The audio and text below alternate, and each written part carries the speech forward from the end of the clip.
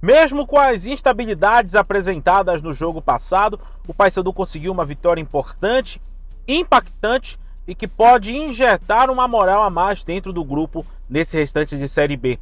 O Papão que agora está na 15ª colocação com 11 pontos conquistados e vai ter um jogo amanhã de crucial importância contra o CRB. Antes de mais nada, eu peço para você se inscrever aqui no canal, deixar o like no vídeo, ativar o sininho das notificações e não perder os conteúdos do canal RS Live Esportes. E vamos para um vídeo de análise falando a respeito dessa última partida do Paysandu, da vitória por 5-3 fora de casa sobre a equipe do Ituano. Um jogo muito movimentado, um jogo em que nem os jogos da Euro estão assim como foi o jogo, melhor dizendo, do Paysandu no último sábado. O Paysandu que foi para o campo com uma proposta ofensiva, conseguiu abrir uma vantagem de 3 gols, uma vantagem interessante, claro, sobre a equipe do Ituano, só que os adversários conseguiram crescer no jogo e fizeram 3-2, fizeram 2 gols, foram para o intervalo inclusive com esse resultado, um resultado que antes era confortável para o Paysandu e que depois ficou um resultado arriscado. E é justamente nessa instabilidade que a gente precisa falar, na instabilidade que o time teve achando que já estava tudo definido talvez. Você via aí os gols que o Paysandu sofreu foram de falhas defensivas, não de falhas individuais necessariamente, mas de posicionamento. Ali ocasionado talvez pela desatenção ou pela desorientação em algum sistema ali, em alguma ocasião que ocorreu dentro do jogo. É claro que, para nós, críticos, formadores de opinião, é um tanto fácil ficar falando de alguém que está dentro do campo e que está ali tendo que dar o seu melhor para poder ajudar o seu time. Mas é claro e evidente que com todo respeito, teve uma instabilidade muito grande dentro aí da parte técnica defensiva do jogo. E aí, o que eu falo para vocês?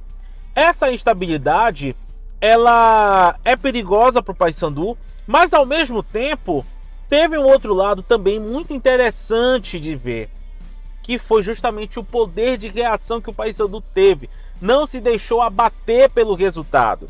E em jogos passados a gente acabava vendo algumas situações de instabilidade, de controle emocional. Até o próprio Hélio dos Anjos falava isso, que o Paysandu sofria o gol, e inclusive o jogo contra, deixa eu ver, o Botafogo de Ribeirão Preto foi assim.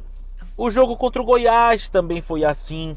Então, o Paysandu conseguiu controlar melhor as suas emoções e foi pro ataque, foi pra frente, foi ali sem medo de ser feliz e conseguiu fazer os gols, né? O Wesley Garcia jogando fino da bola, o Netinho também jogando fino da bola, jogou muito bem desde o momento em que entrou no jogo.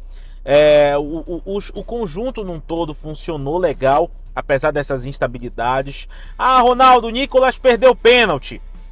Perdeu o pênalti, e um pênalti que ele não poderia ter perdido, porque dentro ali da situação do jogo, como a gente estava falando, se ele converte o pênalti, poxa, seria bom para ele. Mas infelizmente ele acabou perdendo a cobrança de pênalti. E aí uma parte da torcida fica cobrando, falando no sentido de que não quer mais que ele seja o batedor oficial. Querem até inclusive que o Wesley Garcia seja o batedor. E o Wesley sabe também bater pênalti. No Deportivo Táchira ele era cobrador oficial também. É aquela situação, né, gente? Às vezes o jogador tá lá para bater o pênalti, ele tem o risco também de perder. Apesar de que o Nicolas, nas 2 últimas cobranças que ele teve, ele perdeu, né? E eu não achei que... E essa cobrança agora contra o Ituano, até que eu achei que ele bateu melhor em comparação à partida anterior. Só que ele tirou muito, né? Foi muito mal na escolha da forma de bater o pênalti. Se ele vai continuar sendo o batedor oficial ou não, a gente não sabe. Mas talvez ele precise aí de um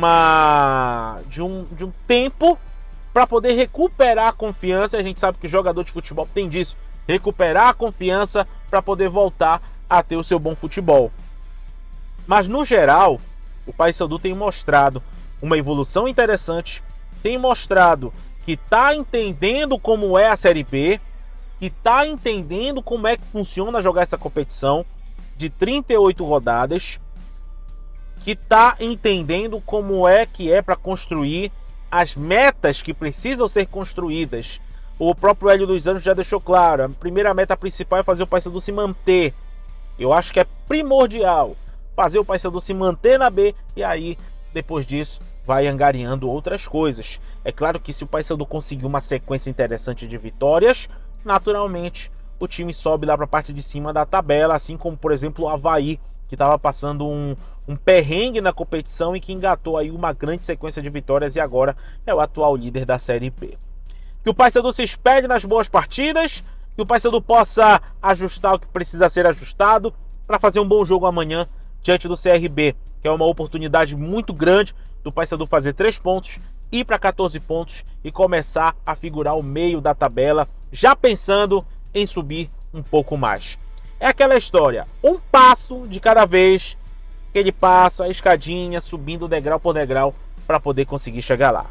Oportunidade, condições, todos os times têm. Agora é ter a competência e uma pitadinha de sorte para poder conseguir os objetivos.